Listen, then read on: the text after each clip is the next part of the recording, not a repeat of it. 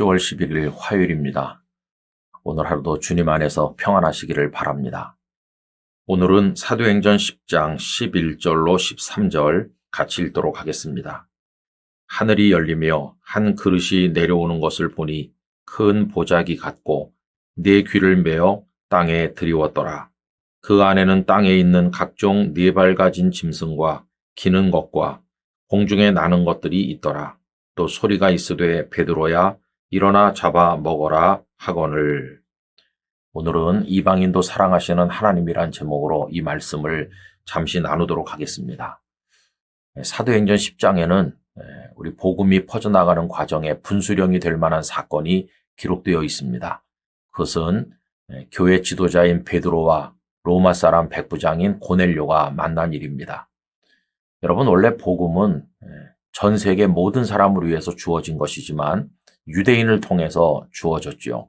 그래서 예루살렘 교회 성도들은 다 유대인 출신 성도들 아닙니까? 그들은 이 복음이 자신들, 유대인들만을 위한 것이라는 생각을 했었습니다. 그래서 늘 예루살렘을 중심으로 이제 모여 있었죠. 그러다가 스데반 집사님께서 순교하면서 박해가 일어나니까 이제 그때서야 예루살렘 바깥으로 이제 퍼져나가게 된 것입니다. 그러나 본래 이 복음이 전 세계로 퍼져가야 된다는 것은 사도행전 1장 8절 예수님의 말씀에 다 나와 있는 게 아닙니까? 예루살렘, 유대, 사마리아, 그리고 땅끝을 예수님께서 말씀하셨잖아요. 그런데 예루살렘의 그 유대인 성도들은 그 사실을 깨닫지 못하고 있었던 것입니다. 그래서 그들의 눈을 띄워주시기 위해서 하나님께서 이 베드로와 고넬료를 만나게 하신 거죠. 이들이 우연히 만난 것이 아니라 두 사람 다 기도할 때 주님의 계시를 통해서 만나게 하셨어요. 복음을 전도할 베드로, 복음을 들어야 될 고넬료 만나게 하셨어요. 유대인과 이방인의 만남이었고 이걸 통해서 복음이 이방인들에게도 필요하다는 것을 하나님께서 가르쳐 주신 것이죠. 여러분, 하나님의 안배가 얼마나 놀랍습니까?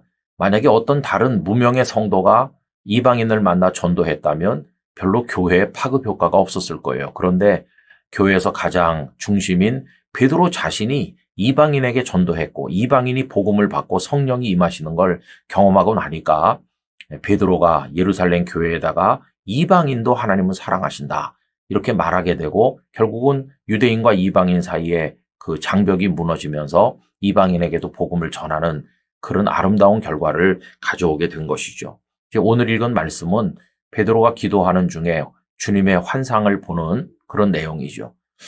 율법에 따라 도저히 먹을 수 없는 짐승들이 들어있는 보자기가 하늘에서 내려오면서 잡아먹으라 이런 음성이 들린 겁니다. 그때 베드로는 율법에 따라서 잡아먹을 수 없다고 대답했는데 하나님께서는 오히려 그를 꾸중하듯 말씀하시죠. 하나님께서 깨끗하게 하셨는데 너는 왜 부정하다고 하느냐. 여러분, 그 말씀이 오늘 본문 다음에 이어집니다. 사도행전 10장 14절 15절을 읽어보겠습니다. 베드로가 이르되 주여 그럴 수 없나이다. 속되고 깨끗하지 아니한 것을 내가 결코 먹지 아니하였나이다 한데 또 두 번째 소리가 있으되 하나님께서 깨끗하게 하신 것을 내가 속되다 하지 말라 하더라. 이렇게 되어 있습니다. 여러분, 하나님께서 깨끗하게 하시면 누구나 다 깨끗해지는 겁니다. 사실 따져보면 유대인이든 이방인이든 하나님 앞에서 본래부터 깨끗한 사람이 있나요? 없습니다. 유대인도 죄인, 이방인도 죄인, 하나님 앞에서 다 똑같은 죄인이죠. 그런데 하나님께서 깨끗하게 하시고 용서하시고 구원하시기로 작정하시면 유대인도 구원받고 이방인도 구원받고 아무 차등이 없어요.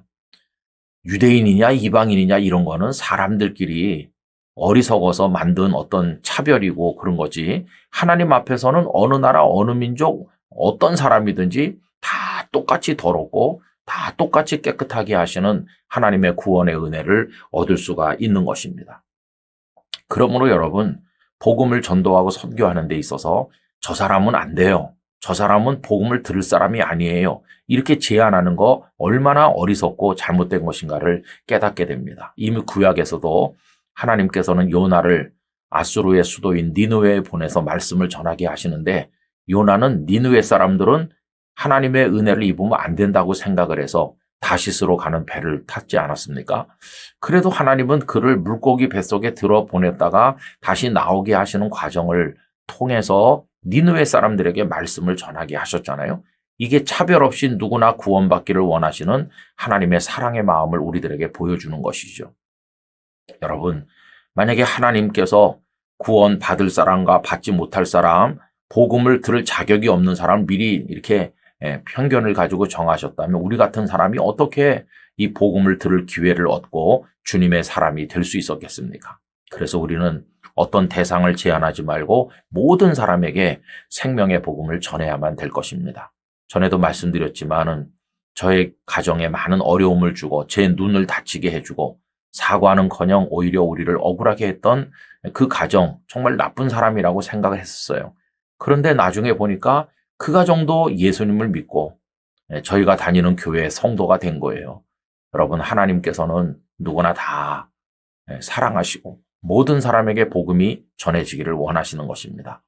우리가 이번 선교 주간을 지나면서 복음을 전파하는 대상에 차별이 없기를 바라고 그 사람이 어떤 사람이든지 생명의 복음을 전해야 될 줄로 믿습니다.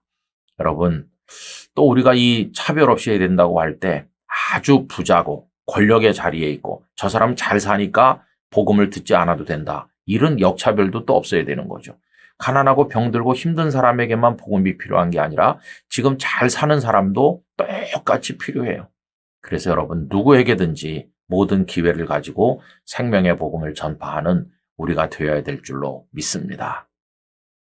아버지 하나님, 하나님께서는 유대인이든 이방인이든 빈부격차 그 무엇의 차이에도 불구하고 모든 사람이 복음을 듣기를 원하셨고 주님을 믿어 구원에 이르기를 원하십니다. 저희들이 복음을 전파함에 있어서 그 어떤 차별도 없게 하여 주시고 우리와의 관계나 또 그의 형편이나 그의 모든 상황을 고려하지 아니하고 모든 사람에게 생명의 예수님을 전하게 하여 주시옵소서. 예수님의 이름으로 기도하옵나이다. 아멘.